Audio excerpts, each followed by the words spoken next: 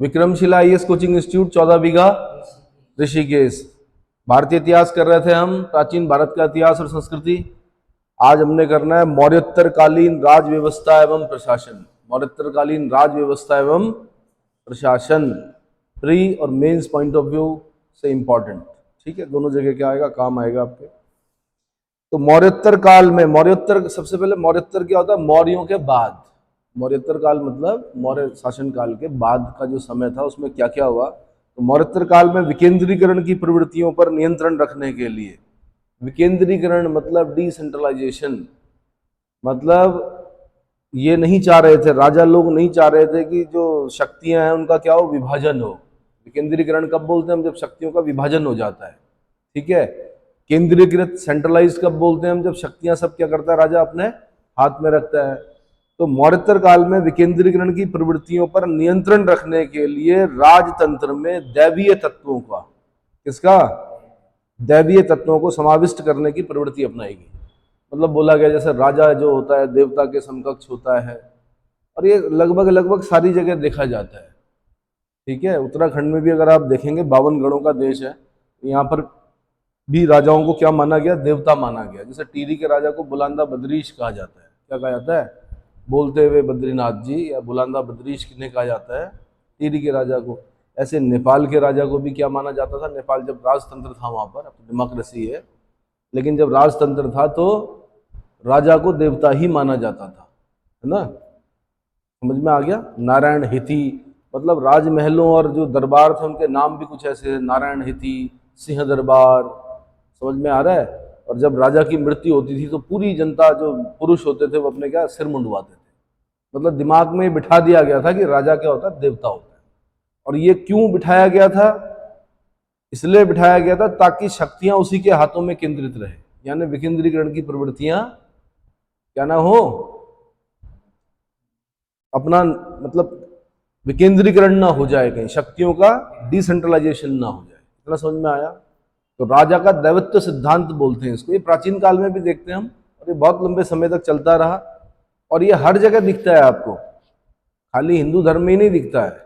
आपने मुस्लिम धर्म में भी देखा होगा कि जब सल्तनत पढ़ रहे होते हैं हम, तो वहां पर देखते हैं बलबन।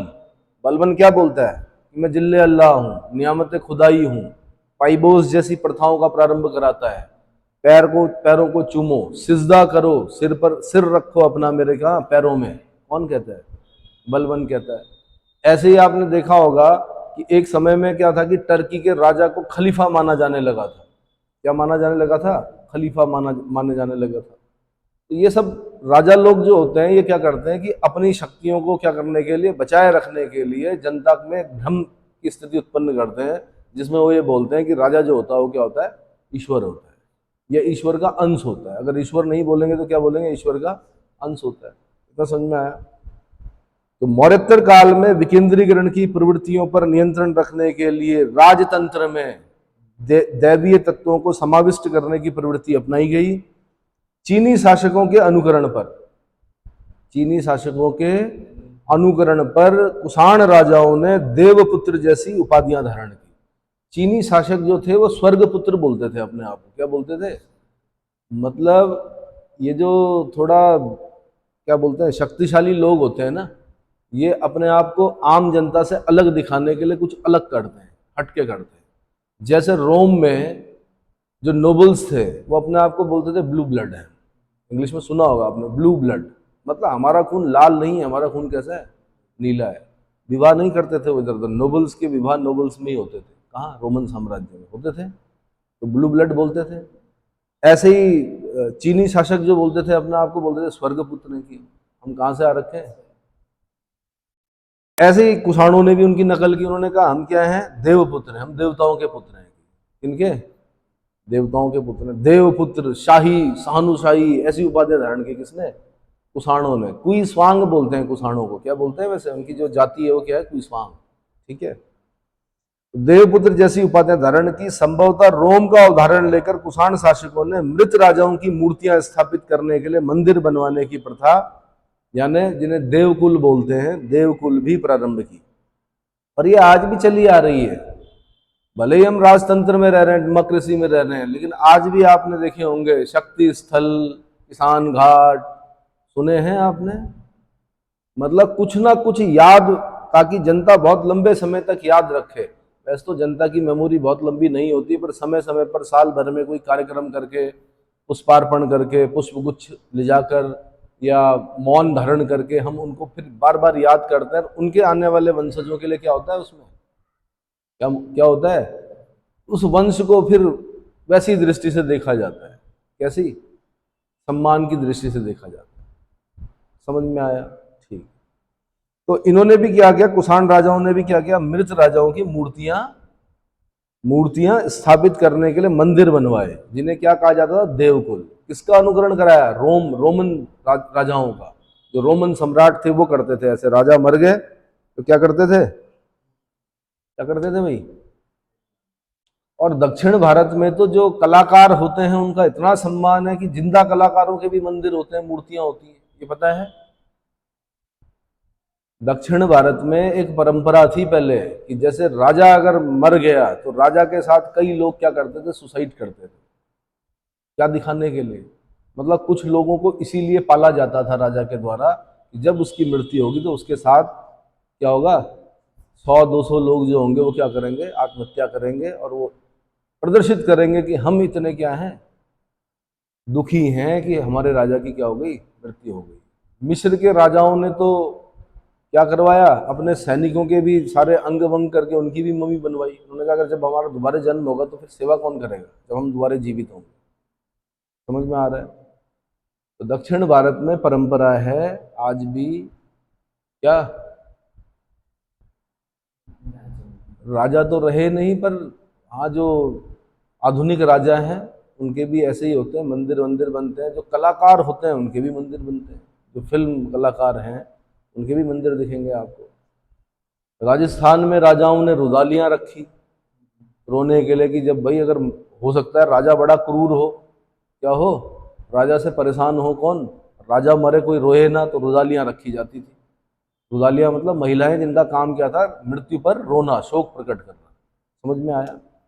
तो जब वो जोर जोर से विलाप करती थी तो ये माना जाता था कि हाँ भाई क्या, इतना दुख है राजा के मन में। चलो, तो मृत राजाओं की मूर्तियां स्थापित करने के लिए मंदिर बनवाए, जिन्हें देवकुल कहा जाता था। और ये कहां से लिया इन्होंने, कुषाणों ने रोमन सम्राटों से लिया। कहां से लिया? रोम को बोलते हैं क्वीन ऑफ एंशिएंट वर्ल्ड, प्राचीन विश्व की साम्राज्ञी बोलते हैं रोम। लेकिन रोमन साम्राज्य को बर्बाद करने वाला कौन था? हन हन थे। हन हन मतलब हूण, एटिला द हन।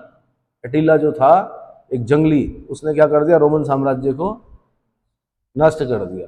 रोम का सारा सोना लेके चला गया अपने देश में। उसने वैसे ही आदिवासियों में वैसे ही महल बनाए, बड़े बड़े सड़कें बनाई, बिल्डिंगें बनाई, पर फिर वही जो जंगली होते हैं वो तो जंगली होते हैं। जिन्हें आदत पड़ गई हो दीवारों पर गुटखा थूकने की, उनको आप कहीं कहीं भी भेजो, आप किसी भी महल में भेजो, वो तो वहां भी गुटखा थूकेंगे। समझ में आया? बड़ा परेशान हो गया कौन, अटीला। तब फिर नोबल्स को पकड़ के लाया वो। किसको? रोमन जो नोबल्स थे उनको पकड़ के लाया। उनसे पूछा भाई कि मैं रोम का सारा सोना लूट के ले आया, मैंने वैसे ही बना दिया, वैसे ही फवारे लगा दिए, बड़े बड़े बिल्डिंगें बना दी, महल बना दिया, पर यहाँ पर वो बात क्यों नहीं आ रही? तब बोला उन्होंने कि Rome was not built in a day. Rome जैसा शहर जो है, रोम जो है वो एक दिन में नहीं बनता, समय लगता है रोम बनने में। आप बिल्डिंग बना सकते हो, आप संस्कृति नहीं ला सकते। संस्कृति को बनने में क्या हजारों साल लगते हैं, और जो ये संस्कृति है क्या है, हजारों सालों की। समझ में आया? ऐसे ही एस्पिरेंट्स भी होते हैं भाई। जब आप इंटर कर लेते हो, 12वीं कर लेते हो, तो 12वीं तक आप स्वच्छंद होते हो, तो बांधना पड़ता है आप लोगों को। सबसे पहले क्या करना पड़ता है? सबसे पहले बांधना पड़ता है, बिठाना सिखाना पड़ता है। ठीक है, शुरू शुरू में आपकी समझ में नहीं आता कि क्या हो रहा है, क्या चीज़ चल रही है। फिर धीरे धीरे धीरे धीरे जब आपकी समझ में आ जाता, छठी कुंडली जागृत होती, तब आप एस्पिरेंट बनते हो। और उसमें क्या लगता है, समय लगता है। तो शॉर्ट टर्म नहीं होती हैं चीज़ें। क्या नहीं होती? और ये इंटेलिजेंट लोगों का फील्ड भी नहीं है। अगर आप बोलेंगे कि यूपीएससी और राज्य लोक सेवा आयोग, ये लेबोरियस लोगों का क्षेत्र है। इसका यहाँ पर आपका श्रम देखा जाएगा। क्या देखा जाएगा? कितनी मेहनत की आपने, कितने रिवीजन किए। ठीक है, यहाँ पर कोई फॉर्मूला क्रिएट नहीं करना आपने। समझ में आ गया? जो लिखा है उसको पढ़ना है, विश्लेषण करना, अपना विश्लेषण लिखना है आपको। क्या लिखना है? कुषाणों के समय भारत में द्वैध शासन की विचित्र प्रथा शुरू हुई। द्वैध शासन की विचित्र प्रथा शुरू हुई। सातवाहन शासकों ने ब्राह्मणों एवं बौद्ध श्रमणों को राजस्व एवं प्रशासनिक करों से मुक्त भूमि प्रदान करने की प्रथा आरंभ की, किंतु अभिलेखों में भूमि दान की का पहला प्रमाण ईसा पूर्व प्रथम शताब्दी का मिलता है। जब आपसे पूछेगा कि ब्राह्मणों और श्रमणों यानी बौद्ध श्रमणों को राजस्व यानी रेवेन्यू और प्रशासनिक यानी एडमिनिस्ट्रेटिव टैक्सेस से फ्री, प्रशासनिक करों से मुक्त भूमि प्रदान करने की प्रथा का प्रारंभ किसने किया, तब आपने बोलना सातवाहनों ने किया। किसने किया? ब्राह्मणों और श्रमणों को भूमि दान देने की प्रथा का प्रारंभ किसने किया? सातवाहनों ने किया। लेकिन जो पहला अभिलेखीय प्रमाण मिलता है, पहला जो भूमि दान का पहला प्रमाण मिलता है, वो 1st सेंचुरी बीसी का मिलता है। कब का मिलता है? 1st सेंचुरी बीसी, ईसा पूर्व प्रथम शताब्दी का। इतना क्लियर हो गया। आरंभ में जो ये दान थे ये केवल करमुक्त ही होते थे, लेकिन धीरे धीरे दान की गई भूमि पर राजाओं ने प्रशासनिक नियंत्रण हटा दिया और इन्हें दान ग्रहीता को ही समर्पित कर दिया। क्या कर दिया? दान ग्रहण करने वाले, दान ग्रहीता क्या बोलते हैं उसको, दान लेने वाले को ही समर्पित करना आरंभ कर दिया। इन्होंने पहले टैक्स फ्री रखा, मतलब भूमि राजा की है लेकिन आपको दे दी, माना आप ब्राह्मण हो, आप श्रमण हो, राजा ने आपको भूमि दे दी, बोला टैक्स नहीं लगेगा आप पे। लेकिन बाद के राजाओं ने क्या किया, पूरी की पूरी भूमि ही दे दी, मतलब भूमि को पूरा अधिकार दे दिया, यानी क्रय विक्रय का भी अधिकार है आपको। शुरू में क्रय विक्रय का मतलब बेचने का अधिकार नहीं था, लेकिन अब आपको बेचने का भी क्या मिल गया? अधिकार मिल गया। समझ में आ गया। शकों तथा पार्थियन शासकों ने संयुक्त शासन का प्रचलन प्रारंभ किया। अब संयुक्त शासन क्या होता है? संयुक्त शासन क्या होता है कि राजा के साथ साथ युवराज जो होते हैं वो भी सत्ता का उपभोग करते हैं, वैसे ही वो भी उन्हीं शक्तियों का क्या करते हैं? उपभोग करते हैं जो राजा के पास होती है। ठीक है, तो शकों और पार्थियन शासकों ने संयुक्त शासन का प्रचलन प्रारंभ किया, जिसमें युवराज सत्ता के उपभोग में राजा की बराबरी का सहभागी या सहयोगी होता था, सहभागी होता था। कुषाणों ने प्रांतों में द्वैध शासकत्व की विभिन्न प्रणालियों का प्रचलन प्रारंभ किया। प्रांतों में द्वैध शासन की प्रणाली का प्रचलन करने वाले कौन थे? आंसर कुषाण थे। कौन थे? प्रशासन में सामंतीकरण की प्रक्रिया शक कुषाण काल में ही प्रारंभ होती हुई दिखाई देती है। सामंत होते हैं जो भूस्वामी होते हैं। क्या होते हैं? राजा ने किसी को क्षेत्र दे दिया, बोल दिया कि भैया पूरा ऋषिकेश आपका, तो वो सामंत हो गया एक तरह से। क्या हो गया? पूरा ऋषिकेश दे दिया। अब ऋषिकेश से वो टैक्स वसूलेगा, राजा को देगा, अपना भी निकालेगा, क्या करेगा, और अपनी सेना भी रखेगा, अपने नौकर चाकर भी रखेगा, काम करने वाले कृषक भी रखेगा, सब रखेगा। लेकिन क्या कहलाएगा? सामंत, छोटा राजा एक तरह से। राजा ने उसको क्या कर दिया? समझ में आ गया। तो सामंतीकरण की प्रक्रिया का जो दिखती है हमें, वो कब दिखती है? शक कुषाण काल में प्रारंभ होती हुई दिखाई देती है। कुषाण लेखों में हमें पहली बार दंड नायक और महादंड नायक जैसे पदाधिकारियों का उल्लेख मिलता है। दंड नायक और महादंड नायक जैसे पदाधिकारियों का उल्लेख कहां पर मिलता है? सर्वप्रथम आंसर कुषाण अभिलेखों में मिलता है। किसमें मिलता है? प्रथम बार अंतरराष्ट्रीय साम्राज्य की स्थापना करने वाला शासक कौन था? आंसर कुषाण शासक कनिष्क था। अंतरराष्ट्रीय साम्राज्य का मतलब खाली भारत की सीमाओं में ही नहीं, भारत से बहुत दूर तक के जो देश, जो आज अन्य देशों के नाम से जाने जाते हैं, वहां तक कुषाणों का क्या था? कनिष्क का साम्राज्य था। इसका कुषाण शासक कनिष्क था। इतना समझ में आ गया। अब मैं बता रहा हूं मौर्योत्तर कालीन जो व्यापार था वो कैसा था। तो आर्थिक रूप से जो मौर्योत्तर काल में जो इस काल का उज्जवल पक्ष क्या है? वाणिज्य व्यापार का विकास एवं उन्नति। कुषाणों के समय में आपको पता ही है कि शुद्ध सोने के सिक्के चलते हैं, और जब सबसे शुद्ध सोने के सिक्के कुषाणों के समय मिलते हैं, इसका मतलब समृद्धि रही होगी। क्या रही होगी? व्यापार वाणिज्य ठीक चला होगा, व्यापार वाणिज्य की विकास और उन्नति क्या रही होगी? अच्छी रही होगी, तभी तो शुद्ध सोने के सिक्के चला रहे हैं। अरे भाई, जब आपके पास समृद्धि होगी तो गहने पहनोगे आप सोने के, और जब नहीं होगी तब क्या पहनोगे? नकली गहने पहनोगे। यही तो है कि नहीं? मिलावट कब होती है सोने में? जब इकोनॉमी जो होती है वो क्या होती है? बहुत अच्छी नहीं होती, तब मिलावटी सिक्के चलते हैं। सबसे ज्यादा सिक्के भले ही गुप्तों ने चलाए, लेकिन उनके सिक्कों में मिलावट है। लेकिन सबसे शुद्ध सोने के सिक्के किसने चलाए? कुषाणों ने चलाए। तो आर्थिक रूप से इस काल का उज्जवल पक्ष क्या है? वाणिज्य व्यापार की विकास एवं उन्नति। इस काल के आर्थिक जीवन के सबसे महत्वपूर्ण विशेषता है भारत का मध्य एशिया और पाश्चात्य विश्व के साथ घनिष्ठ व्यापारिक संघ की स्थापना। यानी भारत का मध्य एशिया, मिडिल एशिया और पाश्चात्य विश्व के साथ घनिष्ठ व्यापारिक संबंध थे कभी, और वो यही काल था, मौर्योत्तर काल। कौन सा? कुषाणकालीन कुषाणकालीन भारत में व्यापार वाणिज्य के क्षेत्र में स्वर्ण सिक्कों का नियमित रूप से प्रचलन हुआ। कालांतर में गुप्त शासकों ने इन्हीं के अनुकरण पर सिक्के चलाए। लेकिन जो गोल्डन एज बोलते हैं वो गुप्त काल को बोलते हैं, क्योंकि खाली सोने के शुद्ध सिक्के चलने से किसी एज को गोल्डन एज नहीं कहा जा सकता। खाली व्यापार वाणिज्य का विकास ही सब कुछ नहीं होता है। क्या? कला में प्रगति होनी चाहिए, विद्वता आनी चाहिए, इंटेलेक्चुअल प्रॉपर्टी, हर चीज देखी जाती है उसमें।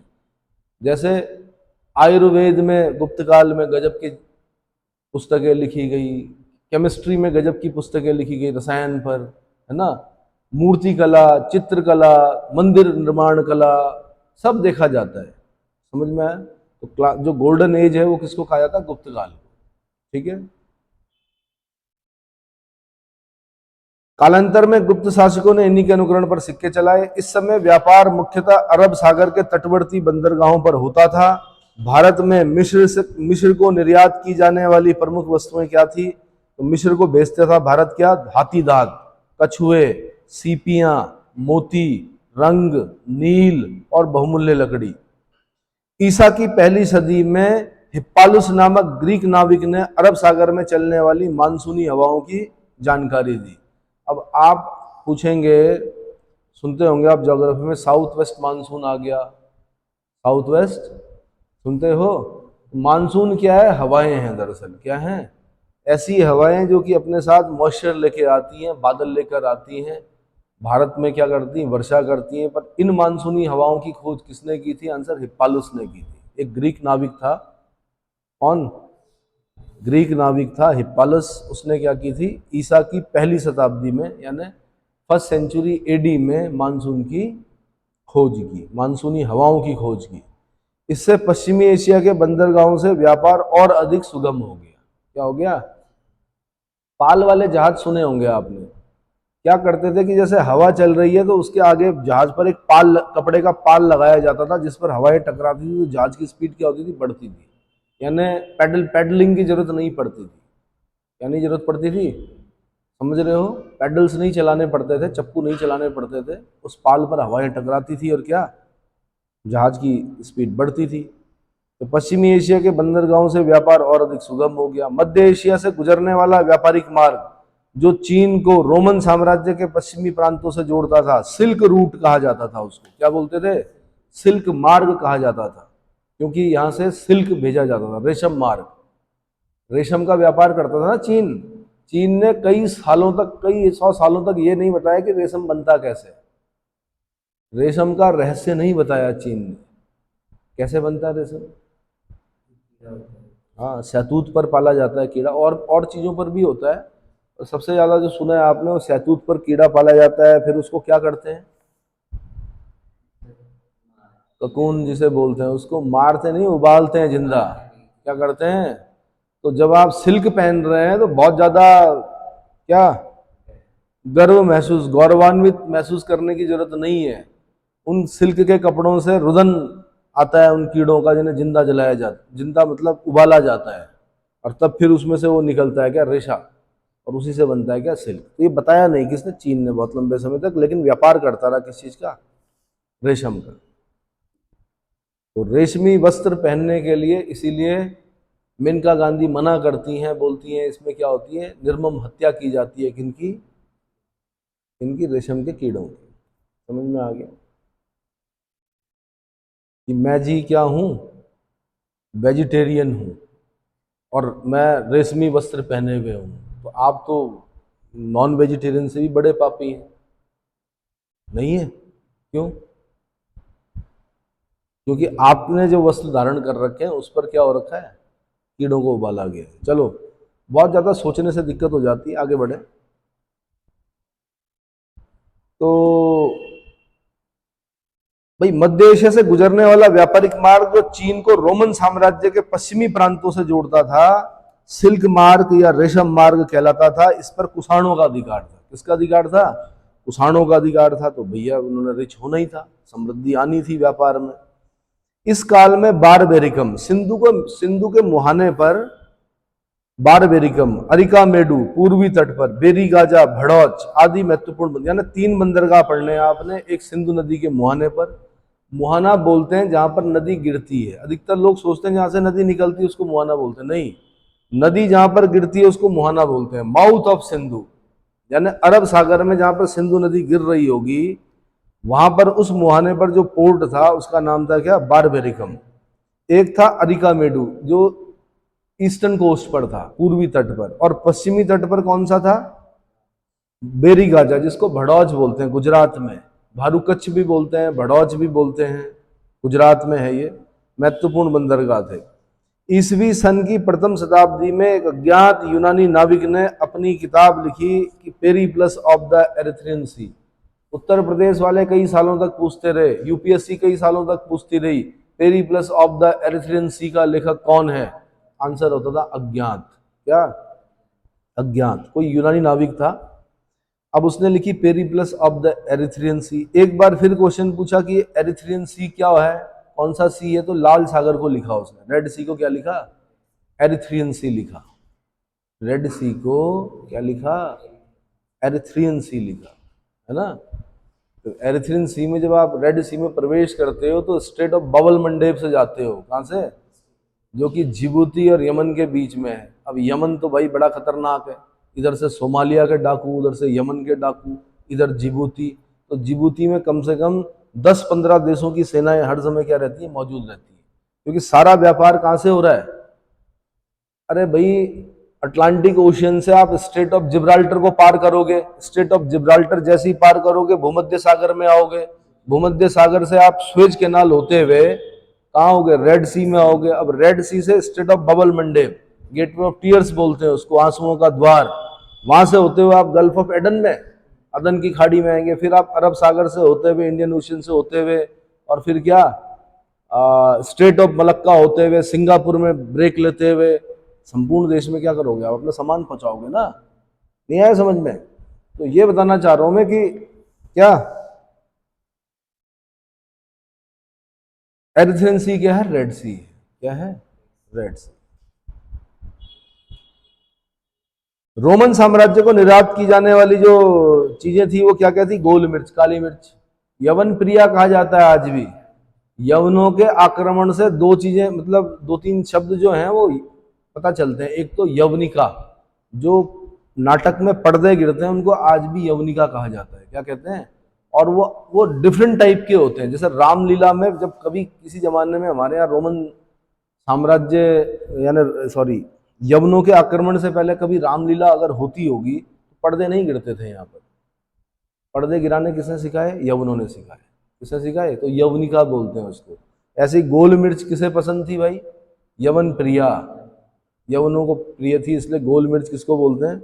और हमने भी क्या किया, एक तरफ गोल मिर्च तोली, एक तरफ सोना तोला, एक तरफ इलायची और एक तरफ सोना रखा। सोना लिया और उनको इलायची दी, गोल मिर्च दी। क्या दी? हाँ, दक्षिण भारत में ऐसे ही थोड़े इतना सोना आया। मोती क्या भेजा हमने? और रोमन साम्राज्य को मोती भेजा, हाथी दांत की वस्तुएं भेजी। प्लिनी रोता है, प्लिनी रोमन इतिहासकार है, वो नेचुरल हिस्टोरी का, नेचुरल हिस्ट्री में लिखता है कि मेरे देश का सारा सोना कहाँ चला गया भाई? भारत चला गया। तो प्लिनी ने प्रतिवर्ष रोम से भारत में जाने वाले सोने की भारी मात्रा के लिए दुख प्रकट किया है। क्या किया है? दुख प्रकट किया है। प्लिनी रोता है कि मेरे देश का सारा सोना चला गया, और साथ में ये भी रोता है कि वो मलमल आ रहा है कि वहां से, और नैतिकता को खतरा हो गया। रोम की जो स्त्रियां हैं, जो सम्रांत स्त्रियां हैं, वो क्या पहन रही हैं? मलमल पहन रही हैं, और नैतिकता को खतरा उत्पन्न हो गया, क्योंकि वो मलमल इतना महीन है, इसको पहनो ना पहनो क्या। प्लिनी का बता दिया मैंने। ईसा की पहली सदी से व्यापार मुख्यतः समुद्री मार्ग से ही होने लगा। इससे पूर्व अधिकतर व्यापार जो होता था वो स्थल मार्ग से होता था। भड़ौच मौर्योत्तर काल का सबसे महत्वपूर्ण और उन्नतिशील बंदरगाह था। हम लोग बोलते हैं यार कि गुजरात इतना क्या है? समृद्ध है। भाई गुजरात ने समृद्ध नहीं होना है, आज से थोड़े हो रहा है वहां व्यापार, विदेशी व्यापार जो हो रहा है, भड़ौच देख रहे हो आप। महाराष्ट्र हम बोल रहे हैं समृद्ध है, क्यों समृद्ध है यार? बंदरगाह है वहाँ, विदेशी व्यापार हो रहा है, विदेशी करेंसी आ रही है, सामान बन रहा है, जा रहा है ना? ये चीजें हैं।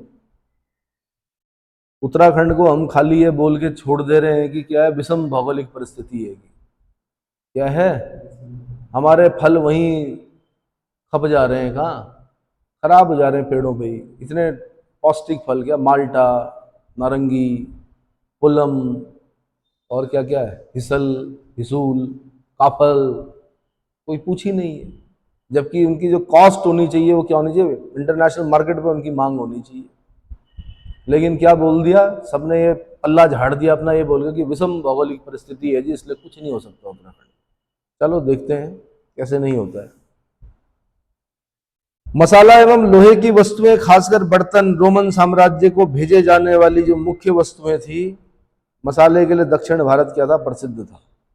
केरला आपको पता ही है, बट अब ऐसा नहीं कि केरला में ही होते हैं मसाले, और जगहों में भी मसाले उगाए जा रहे हैं, मध्य प्रदेश में उगाए जा रहे हैं, गुजरात में उगाए जा रहे हैं, है ना? मसाला जो इंडस्ट्री है वो क्या हुई है। तो मसाला एवं लोहे की वस्तुएं, खासकर बर्तन, रोमन साम्राज्य को भेजे जाते थे, भेजे जाने वाली मुख्य वस्तुएं। रोम वालों ने सबसे पहले देश के सुदूर दक्षिणी हिस्से से व्यापार आरंभ किए, इसलिए उनके सबसे प्राचीन यानी पहले के जो सिक्के हैं दक्षिण के राज्यों से मिले हैं। रोमन सम्राट ऑगस्टस के समय के सिक्के मिले हैं, कहां से, दक्षिण भारत से। सबसे प्राचीन जो सिक्के हैं रोमन, वो दक्षिण भारत से ही मिले हैं। दक्षिण भारत में ही रोमन व्यापार सर्वाधिक लाभप्रद स्थिति में रहा। क्या रहा? करते क्या थे लाल मिर्च, काली मिर्च का यार, हाँ जी, नहीं ये मसालों का करते क्या थे? मसाले तो खाते ही नहीं, जो विदेशी हैं वो कहाँ खाते हैं मसाले। हाँ, जाड़ों के समय में जितने भी पशु थे उनको काटा जाता था ठंडे इलाकों में, क्योंकि उसके बाद तो घास होती नहीं है, तो पशु क्या होते हैं, बहुत पतले हो जाते हैं, तो तब उनमें से मांस नहीं निकलता है। जब वो सबसे हट्टे कट्टे होते हैं तब उनको काट कर उनको मैरिनेट किया जाता था, उनको टांग दिया जाता था, किसके लिए, जाड़ों के लिए, कि जब बर्फ पड़ेगी 3 4 5 महीने जो भी है, तो उसमें हम क्या खाएंगे, तब वो मांस खाएंगे। तो वो जो मैरिनेट वाला जो प्रथा है वो विदेशी प्रथा है, उसको भारतीय पता नहीं क्यों क्या करते हैं, अपनाते हैं। मुर्गों की हत्या करते हैं, उसके बाद उसको मैरिनेट करके टांग देते हैं बाहर, है ना? वो यहाँ के लिए नहीं था भाई, यहाँ का तो अलग ही सिस्टम था। समझ में आ गया? मतलब नकल करनी है, क्या करनी है, नकल करनी है, मैरिनेट करना है। अरे भाई क्या कर रहे हैं, मैरिनेट कर रहे हैं, क्यों कर रहे हैं भाई? रोम से भारत आई वस्तुओं में सबसे महत्व के हैं ढेर सारे रोमन सिक्के, जो प्राय सोने और चांदी के हैं। स्ट्रैबो ने पश्चिमी व्यापार में भारतीय भागीदारी से संबंधित रोचक संस्मरणों का वर्णन किया है। किसने? स्ट्रैबो। स्ट्रैबो क्या करता है, पश्चिमी व्यापार में भारतीय भागीदारी से संबंधित रोचक संस्मरणों का वर्णन करता है। प्लिनी ने भारतीय बहुमूल्य रत्नों की एक लंबी सूची दी है। नेचुरल हिस्ट्री का लेखक प्लिनी क्या लिखता है, बहुमूल्य रत्नों का एक लंबी सूची देता है, और भारत को बहुमूल्य रत्नों का एक बड़ा उत्पादक देश बताता है। उसने भारतीय नदियों को रत्न धारक उपाधि से विभूषित किया है। भारतीय नदियों को क्या कहा है उसने, रत्न धारक। हमारी नदियों में सोना भी है भाई, क्या है, गंगा जी है, यमुना जी है, उसमें सोना भी है, हीरे भी हैं, बताते हैं ऐसा। पिंडर नदी में क्या बताते हैं, चलो देखते हैं। अच्छा जी, पेरीप्लस के लेखक, प्रथम सदी में पेरीप्लस के लेखक के अनुसार सुक्ति यानी मोती उद्योग, कालची पांड्य राज्य में ताम्रपर्णी नदी पर कोरकई तथा तटवर्ती देशों से संचालित होते थे। मोती, शुक्ति, कालची पांड्य राज्य में ताम्रपर्णी नदी पर कोरकई तथा तटवर्ती देशों से संचालित होते थे। पेरीप्लस का कथन है कि फारस की खाड़ी से भृगुकच्छ में दासों का व्यापार किया जाता था। दासों का व्यापार भृगुकच्छ में, भड़ौच, भृगुकच्छ मतलब भड़ौच में दासों का व्यापार किया जाता था। रोमन व्यापारी आयातित भारतीय माल जैसे काली मिर्च, मोती और हीरों के क्रय का भुगतान स्वर्ण के रूप में करते थे। किस रूप में? सोने की चिड़िया ऐसे ही थोड़े बोला गया भारत को, सोना आता था भाई हर जगह से। क्या आता था? सोना। भारत ईरानी साम्राज्य को नजराना के तौर पर 320 टैलेंट सोना प्रतिवर्ष देता था। कितना? 320 टैलेंट सोना। रोम से संपर्क के फलस्वरूप कुषाणों ने दिनार सदृश स्वर्ण मुद्राएं जारी की, जो गुप्तों के शासनकाल में खूब प्रचलित हुई। तो गुप्तकालीन जो सोने का सिक्का है उसको दिनार बोलते हैं। क्या बोलते हैं? गुप्तकालीन सोने का सिक्का दिनार क्या कहलाता है? हालांकि अब तो मुस्लिम देशों में चलता था दिनार, लेकिन जो गुप्तकालीन सोने का सिक्का उसको भी क्या बोलते थे? दिनार। ठीक है। कुषाणों ने भी दिनार सदृश स्वर्ण मुद्राएं जारी की। पश्चिम के लोगों ने भारतीय गोल मिर्च पश्चिम के लोगों को भारतीय गोल मिर्च या काली मिर्च इतनी प्रिय थी कि संस्कृत में गोल मिर्च का नाम ही यवन प्रिया पड़ गया। क्या बोलते हैं गोल मिर्च को? ये यूपीएससी ने क्वेश्चन पूछे हैं ऐसे, जैसे गोल मिर्च का क्वेश्चन पूछा एक बार, यवन प्रिया। एक बार वो रामलीला में या नाटकों में जो पर्दा गिरता है यवनिका। एक बार उन्होंने वो तुला बीज से क्वेश्चन पूछा। तुला बीज समझते हैं? रत्तिका, रत्तिका वाला। भाई कौन पूछता है? बड़ा बारीक क्वेश्चन है। रत्ती, रत्ती एक पेड़ पे लगती है, तोलने के काम में आती थी प्राचीन काल में। तो रत्तिका, तुला बीज किसे कहते हैं कि रत्ती को कहा जाता है। ठीक है, ऐसे क्वेश्चन पूछे यूपीएससी ने। अच्छा जी, कश्मीर, कौशल, विदर्भ और कलिंग हीरों के लिए विख्यात थे। कश्मीर, कौशल, विदर्भ और कलिंग क्या थे? हीरों के लिए विख्यात थे। मगध वृक्षों के रेशों से बने वस्त्रों के लिए, और बंगाल मलमल के लिए प्रसिद्ध था। बंगाल का मलमल सुना होगा आपने, पूरा थान एक अंगूठी से निकल जाता था। ईसवी सन की प्रथम सदी में भारतीय मोतियों एवं रत्नों की रोमन साम्राज्य में असाधारण मांग के कारण ही भारत में पश्चिमी व्यापारियों का व्यापक रूप से आगमन प्रारंभ हुआ। संगम युगीन तमिल कृतियों में तटीय नगरों में पाई जाने वाली यवन व्यापारिक बस्तियों का भी उल्लेख मिलता है।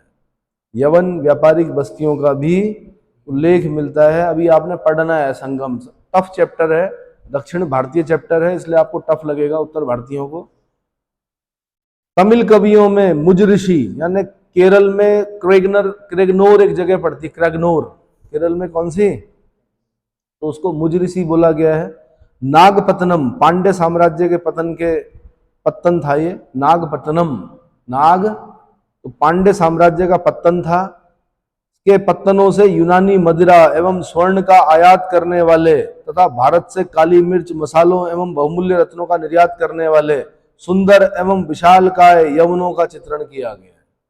सुंदर एवं विशालकाय यवनों का चित्रण किया गया है। तो तमिल कवियों में मुज ऋषि, केरल के क्रैगनोर नामक जगह पर मुज ऋषि था, और नागपत्तनम जो कि पांड्य साम्राज्य का पत्तन था, से यूनानी मदिरा मतलब शराब, स्वर्ण का आयात करने वाले तथा भारत से काली मिर्च, मसालों एवं बहुमूल्य रत्नों का निर्यात करने वाले सुंदर और विशालकाय यवनों का चित्रण किया गया। अरिकामेडू में 1945 में जो खुदाई हुई उसमें ईसा सन की प्रथम 2 शताब्दियों के रोमन मृद भांडों के अनेक टुकड़ों के साथ साथ रोमन व्यापारिक बस्ती के अवशेष भी प्राप्त हुए। यानी रोमन व्यापारिक बस्ती और रोमनों द्वारा जो मृद भांड यूज किए जाते थे उनके टुकड़े कहां से मिले हैं? अरिकामेडू से मिले हैं। कहां से मिले भाई? अरिकामेडू से मिले हैं। अरिकामेडू को पेरिप्लस ऑफ द एरिथ्रियन सी में पेडोक नाम से संबोधित किया। ये उत्तर प्रदेश पीसीएस वालों ने पूछा। किसने पूछा? कि पेरिप्लस ऑफ द एरिथ्रियन सी में अरिकामेडू को क्या कहा गया है? आंसर पेडोक कहा गया है। क्या कहा गया है? इस काल में उज्जैनी उत्तर पश्चिमी और पूर्व पश्चिम के मध्य एक व्यापारिक केंद्र के रूप में सर्वाधिक प्रसिद्ध था। कौन? उज्जैनी। उज्जैन, क्षिप्रा नदी के किनारे मां कालेश्वर टेम्पल। क्षिप्रा किसकी ट्रिब्यूटरी? है क्षिप्रा? जिसके किनारे उज्जैन है। Very good. चंबल की, चेक करो एक बार। तक्षशिला विभिन्न दिशाओं से आने वाले माल के संग्रह स्थल के रूप में प्रसिद्ध था। किसके? तक्षशिला, जो कि आज पाकिस्तान में पड़ता है, इंडस और झेलम के बीच में है, जिसको आज सिरकप के नाम से जाना जाता है। तक्षशिला विभिन्न दिशाओं से आने वाले माल के संग्रह स्थल के रूप में प्रसिद्ध था। उत्खनन के आधार पर कहा जा सकता है कि अधिकतर नगर ईसा की 1ली एवं 2री सदी कुषाण काल में फले फूले और नगरीकरण कुषाण काल में चरमोत्कर्ष पर था। दक्षिण का बंदरगाह कावेरीपत्तनम एक नगर के रूप में विकसित था। कावेरीपत्तनम एक नगर के रूप में, कावेरीपत्तनम, कावेरी नदी के मुहाने के आसपास। हाँ जी, चंबल किसकी ट्रिब्यूटरी है? छिबराट, चंबल की ट्रिब्यूटरी है। चंबल किसकी ट्रिब्यूटरी है? ट्रिब्यूटरी बोलते हैं सहायक नदी। चंबल किसकी सहायक नदी है?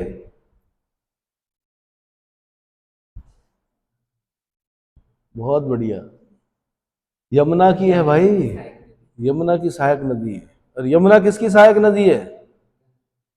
गंगा की। और क्या गंगा किसी की सहायक नदी है? वैसे तो हमेशा ये देखा जाता है कि जो छोटी नदी होती है वो बड़ी नदी की सहायक नदी मानी जाती है, बट फिर भी हम सहायक नदी नहीं बोलते हैं। ब्रह्मपुत्र और गंगा का संगम होता है बांग्लादेश में, वालंदो के आसपास।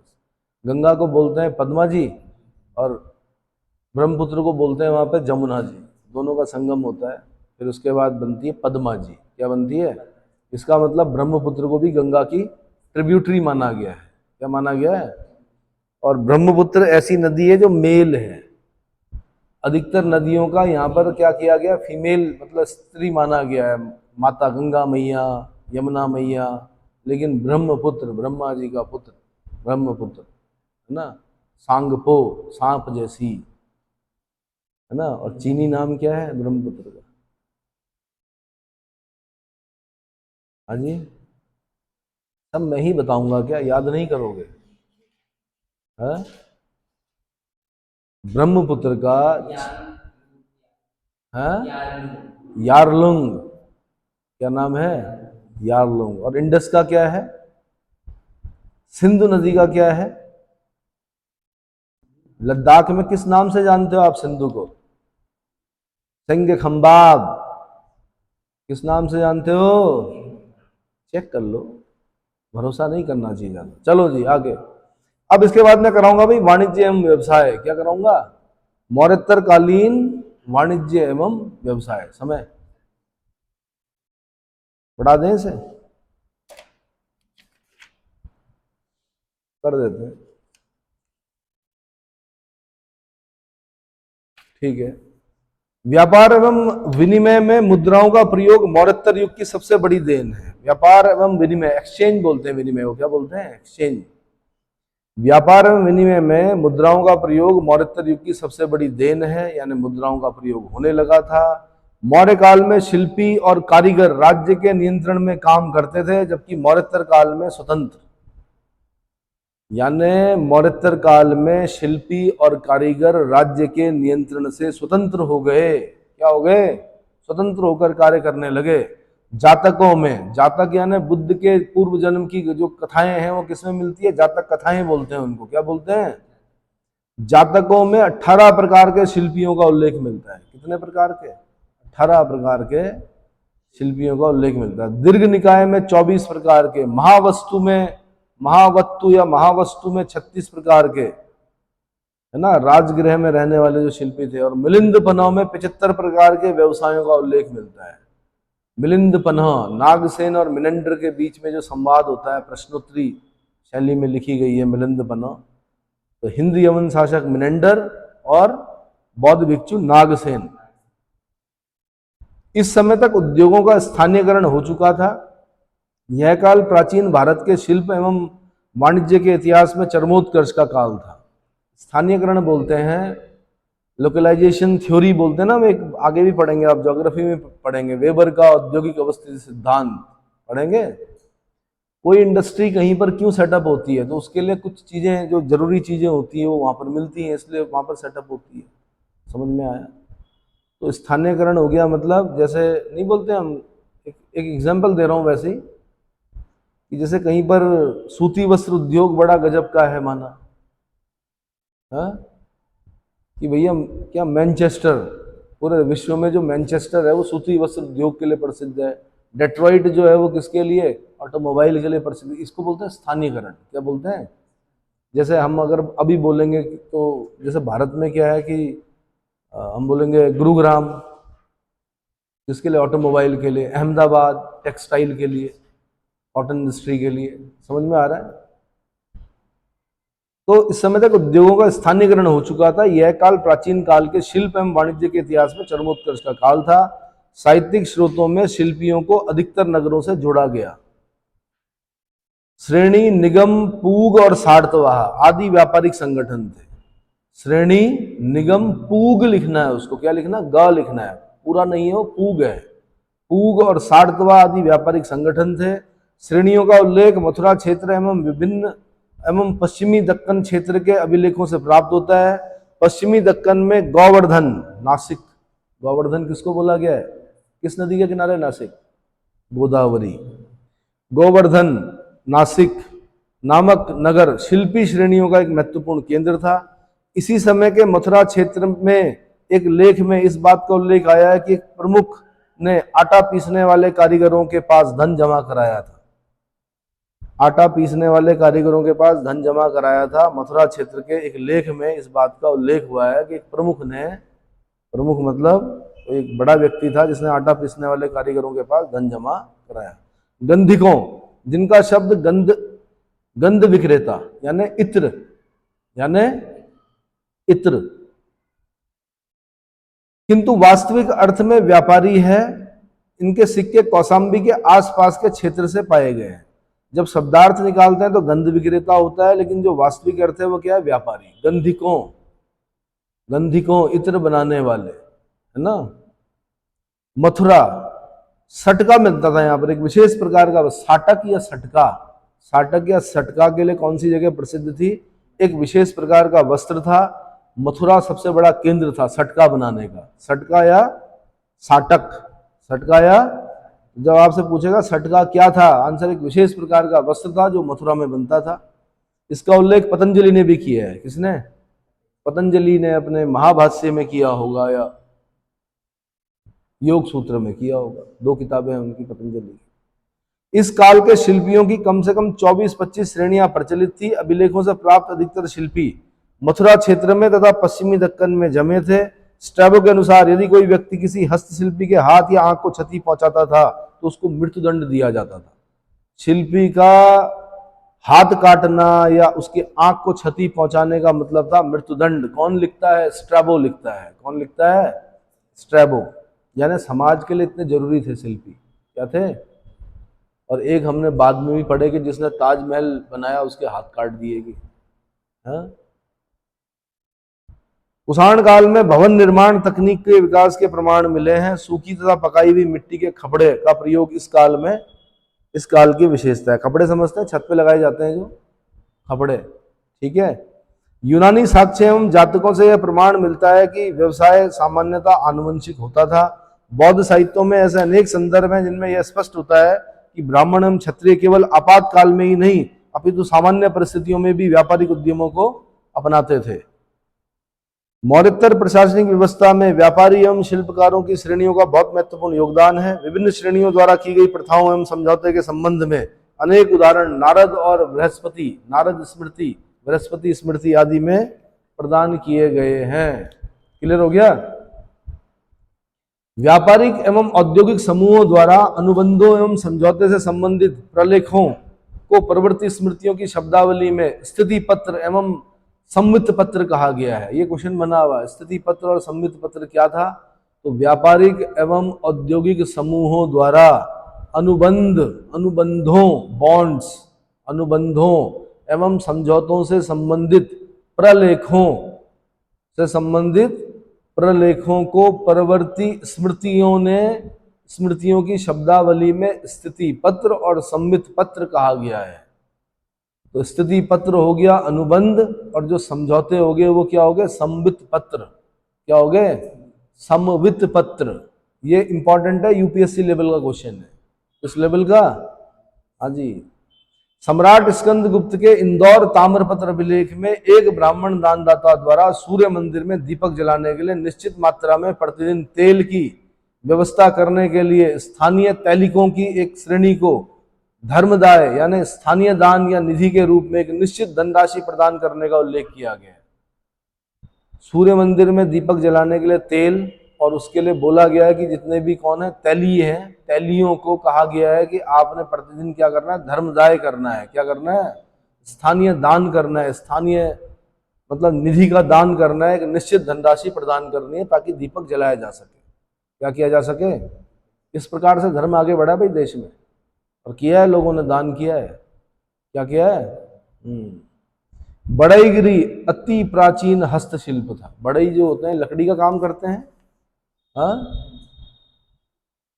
पूर्वी मालवा की राजधानी विदिशा के हाथी दांत दस्तकारों द्वारा दान देने से संबंधित एक अभिलेख में हमें सांची के स्तूप के तोरण द्वार पर अभिलिखित प्राप्त हुआ है। सांची के स्तूप के तोरण द्वार पर, सांची कहाँ पड़ता है? रायसेन डिस्ट्रिक्ट मध्य प्रदेश में पड़ता है सांची। उसके स्तूप का तोरण द्वार है, उसमें बता रखा है कि पूर्वी मालवा के जो राजधानी थी विदिशा, पूर्वी मालवा की राजधानी कहाँ थी? विदिशा। वहां पर कौन थे? हाथी दांत बनाने, हाथी दांत के दस्तकार थे। क्या थे? जो हाथी दांत की सुंदर सुंदर आकृतियां बनाते थे, उन्होंने दान दे रखा है, ऐसा अभिलेख में मिलता है। क्या मिलता है? ये भी यूपीएससी लेवल का क्वेश्चन है, आर्ट एंड कल्चर में पूछेगा आपसे। किसमें पूछेगा? हाँ, जब आप क्या पढ़ते हो, नितिन सिंघानिया की आर्ट एंड कल्चर पढ़ते हो ना, उसमें मिलेंगी ये चीजें आपको।